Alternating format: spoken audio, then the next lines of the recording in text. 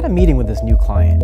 He was this young cardiologist, and due to his really busy work schedule, he was unable to make it out to our office, so I had agreed to meet with him at his workplace, his hospital.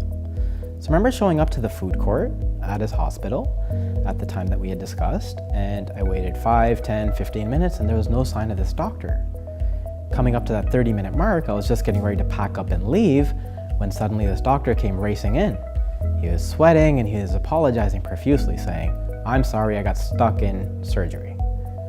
And that's when it hit me. We're not just accountants. We're not just bean counters. We're not just number crunchers. Our job is much more than that, because we help people like this cardiologist do what they do best. We help them do the work that they're meant to do without having to worry about the numbers. Growing up, I was really good with numbers. As I got older and older, I had this growing interest in working in law, which is why when I took my first taxation course at university, I was blown away. This is where numbers met the law, and I loved it.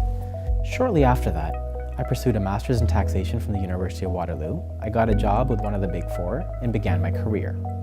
Didn't take too long before I got pigeonholed into a very narrow area of international taxation and got bored out of my brains. This is what led me to SRJ. Here I got to work with all these high net worth individuals, these interesting small business owners, as well as these really cool entrepreneurs. I got to see how personal taxes and corporate taxes and trust and estate planning and all these interesting concepts I had learned about came together. I got to connect the dots in an effort to save my clients their hard-earned dollars. By doing so, I was able to help them put more money back into their businesses. By doing so, I was able to help them put more money away for their children's education and actually make a meaningful impact in my clients' lives. I'm a firm believer that everyone has a job to do.